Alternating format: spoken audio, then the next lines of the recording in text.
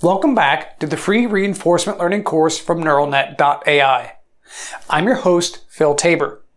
If you're not subscribed, be sure to do that now and hit the bell icon so you get notified for each new module in the course. In Module 1, we covered some essential concepts in reinforcement learning, so if you haven't seen it, go ahead and check it out now so this module makes more sense. If you have seen it, you may remember that reinforcement learning basically boils down to an agent interacting with some environment and receiving some rewards in the process. These rewards tell the agent what's good and bad, and the agent uses some algorithm to try to maximize rewards over time. In practice, what we get is a sequence of decisions by the agent, and each decision doesn't just influence its immediate reward, rather each decision influences all future rewards. In mathematical terms, we have a sequence of states, actions, and rewards that one could call a decision process. If each state in this process is purely a function of the previous state and action of the agent, then this process is called a Markov Decision Process, or MDP for short. These are an idealized mathematical abstraction that we use to construct the theory of reinforcement learning. For many problems, this assumption can be broken to various degrees. How much that really matters is often a complicated question and one we're just going to dodge for now. Regardless, in most cases, the assumption that a process obeys the Markov property is good enough, and we can use all the resulting mathematics for reinforcement learning problems. By now, I've said that a reinforcement learning agent seeks to maximize rewards over time. So how does this fit into a Markov decision process? From the agent's perspective, it receives some sequence of rewards over time, and that sequence of rewards can be used to construct the expected return for the agent. Then, the return at some time step t is just the sum of the rewards that follow all the way up to some final time, capital T.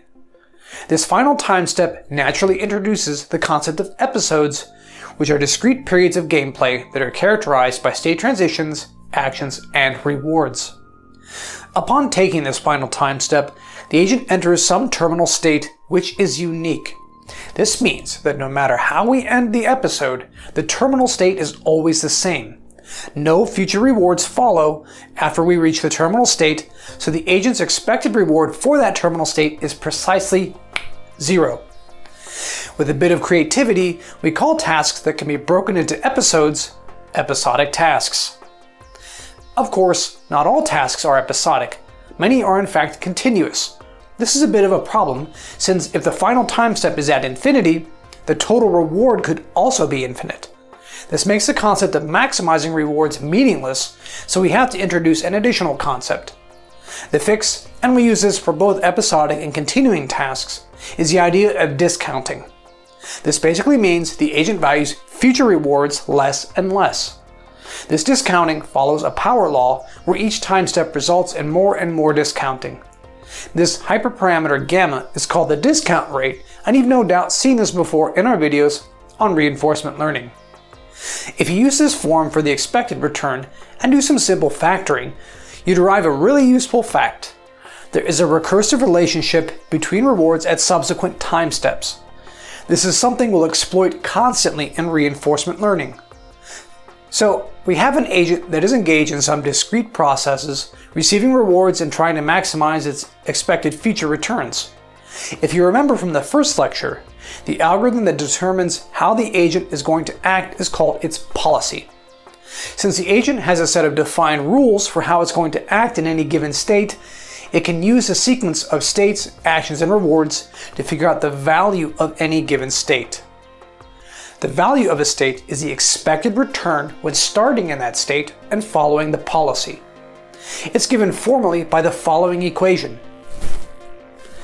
In some problems, like say Q-learning, we're more concerned with maximizing the action value function, which tells the agent the value of taking some action while in some given state and following the policy thereafter. Remember how I said we can exploit the recursive relationship between subsequent returns? Well, if we plug that into the expression for the value function, we actually discover that the value function itself is defined recursively. This is called the Bellman Equation from the first module, and this is the quantity many algorithms seek to maximize.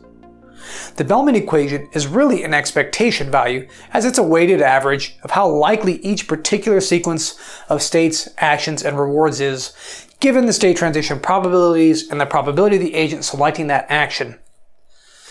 Much of the following material will involve coming up with various schemes to solve the Bellman equation and evolve the policy in such a way that the value function increases over time. In the next module, we'll take a look at the explore-exploit dilemma, which is the expression of the trade-off between long and short-term rewards. I hope this has been helpful. Questions, comments, suggestions, leave them below. I read and answer all my comments. If you made it this far, consider subscribing so you get notified when the rest of the course drops.